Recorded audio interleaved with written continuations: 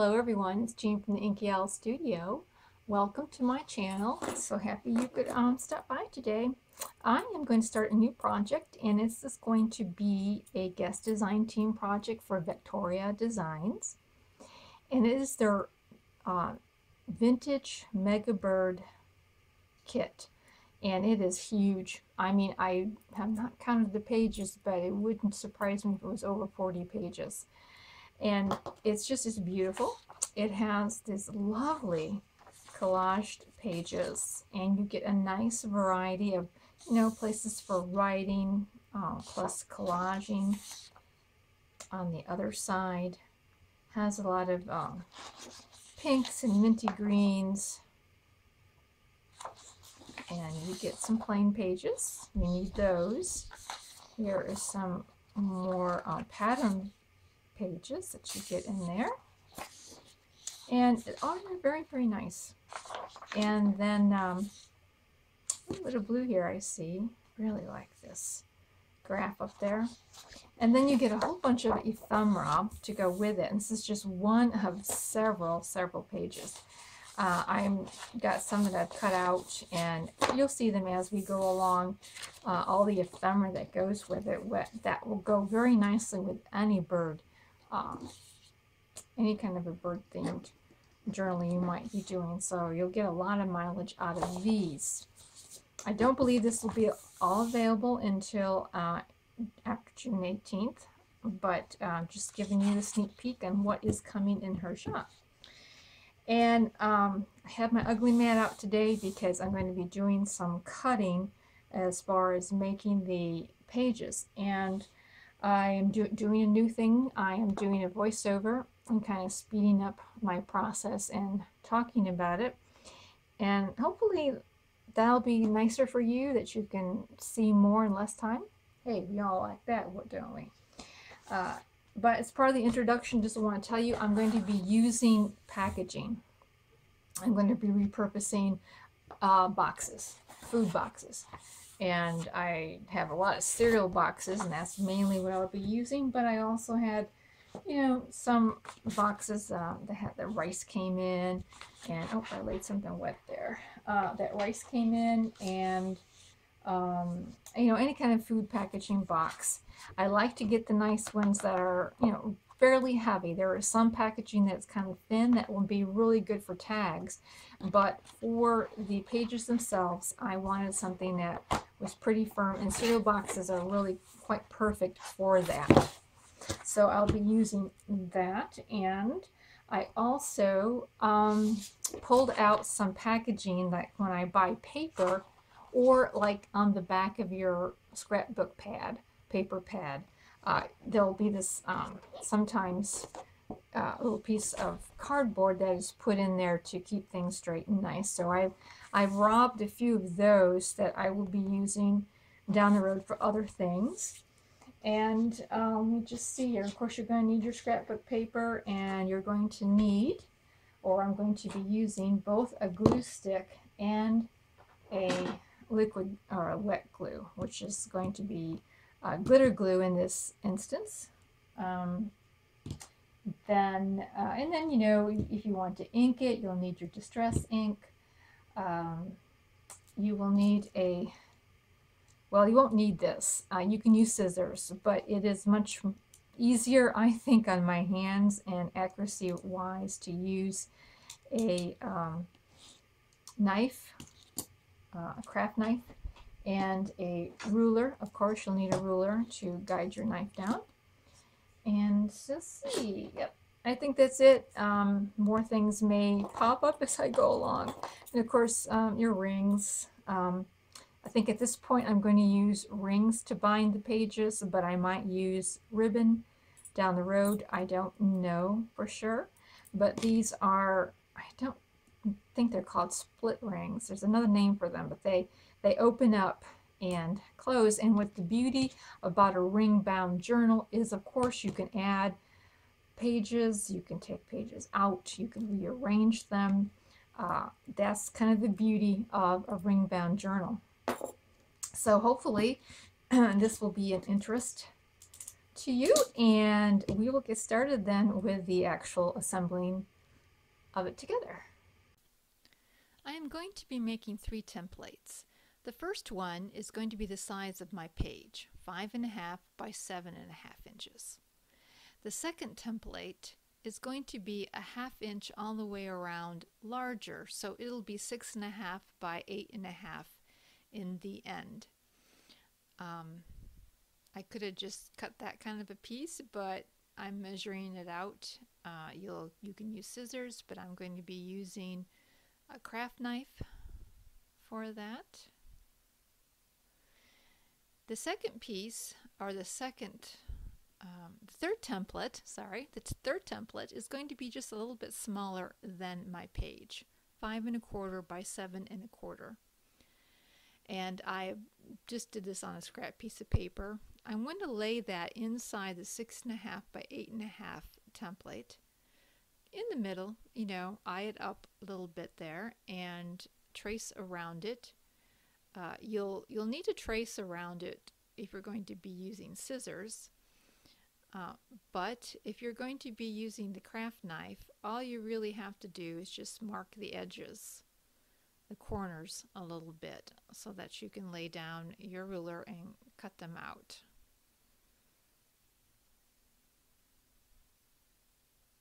If you're going to be using a craft knife, I would recommend using a metal ruler. It just, I think, is a little safer and easier, and that way you don't cut into maybe a wooden ruler or a plastic ruler with your craft knife.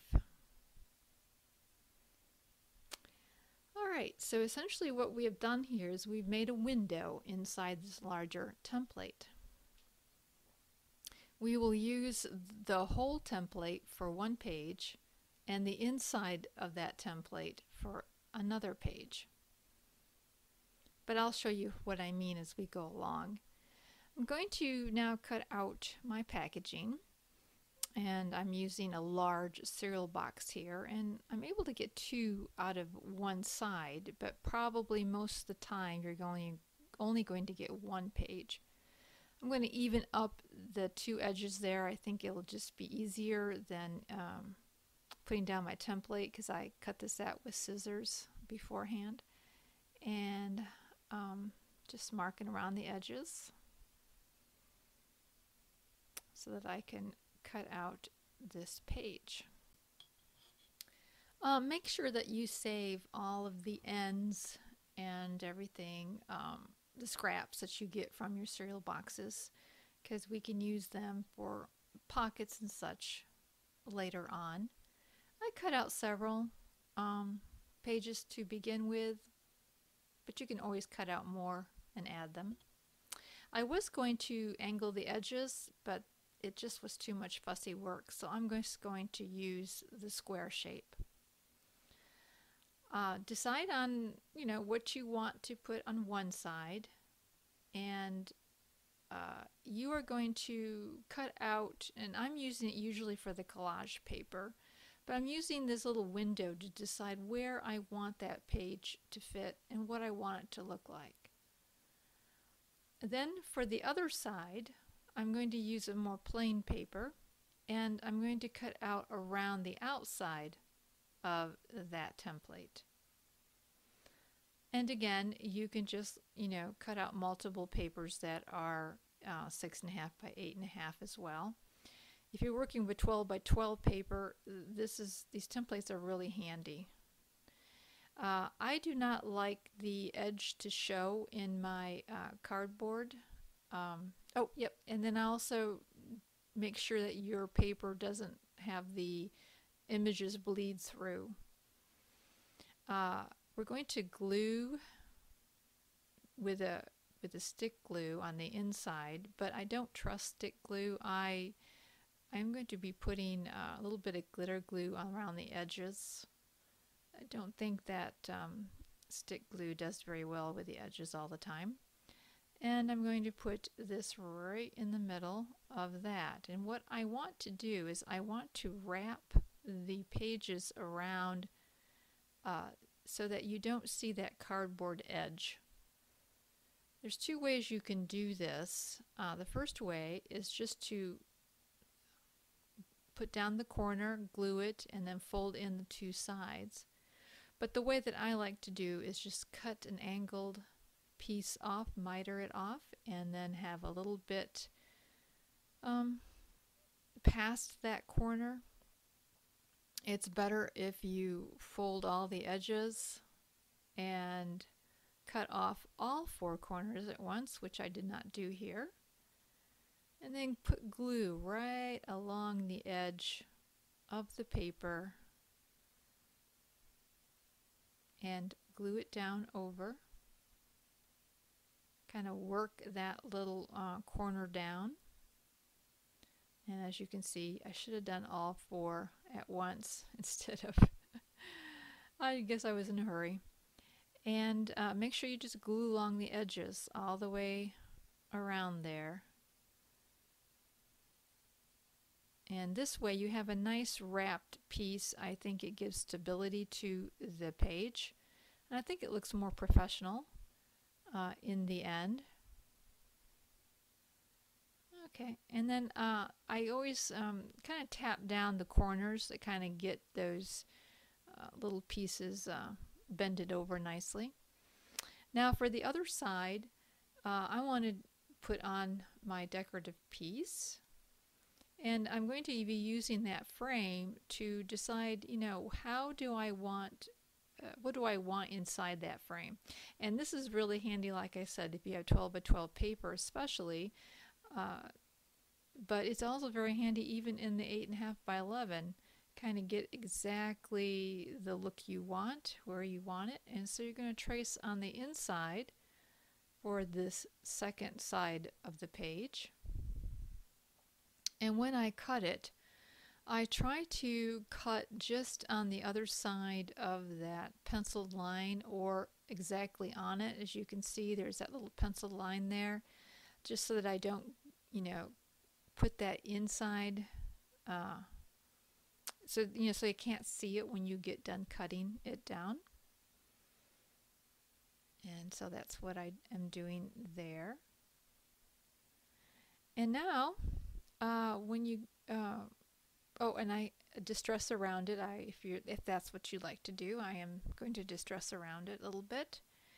And so make sure you have your page the right side up. And when you put it down, there's this nice little frame all the way around. I like that look. I think it finishes off a collaged piece of paper. And now I'm gluing with a glue stick on the inside, although I would recommend putting the glue stick on the cardboard and then just running the glitter glue around the edge of the paper, because I think it just makes the paper a little bit more difficult to glue. It's not impossible, but it buckles a little bit. So you just make sure you got that in the middle there. And I like to burnish it nicely to get over on it. And so to me this looks really nice. It's very, very stable. You don't have to worry about the edges cracking, or as far as lifting up. It's on there pretty good. Now we're going to put the holes down, and in the end I think what I ended up doing is going about 2 inches up, and from each end 2 inches, and then inside about a 1/2 inch. So the edge where, as you can see here, it's about a 1/2 inch. I did use the crocodile punch but I ended up using the regular size punch because I'm using a bigger brad. The smaller brads just wouldn't be enough. I think it would catch on the ring. They wouldn't turn as freely as they do with like a larger brad. But these larger brads, they come in a kit. I'll try to find the one I used and list down below. And also that little bit larger hole really does help with maybe even putting your ribbons in. A little bit more freedom movement. So I got like this kit, and then what you have to do is the old-fashioned way of um, pounding down the brad.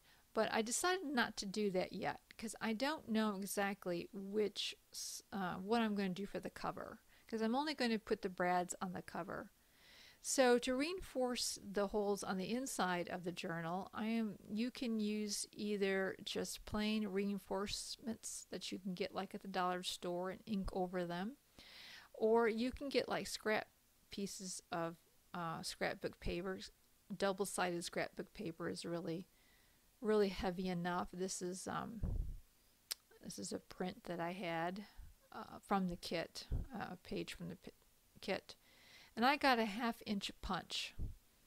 So you put in first your regular hole punch, and then you go over it with the 1/2-inch hole punch, glue them down, and then you have a nice reinforcer for the inside of the pages. I'm going to go ahead and show what the store-bought or the regular hole reinforcers you get look like. I'm going to, even though they're sticky, I'm still going to glue them on because I want it to hold, as well as it can. So these reinforcers I'm going to be using for the inside pages, and the brads are only going to be on the front and back. I would recommend not covering both sides of all your pages, but to leave some with just the wraparound page on one and the other side blank.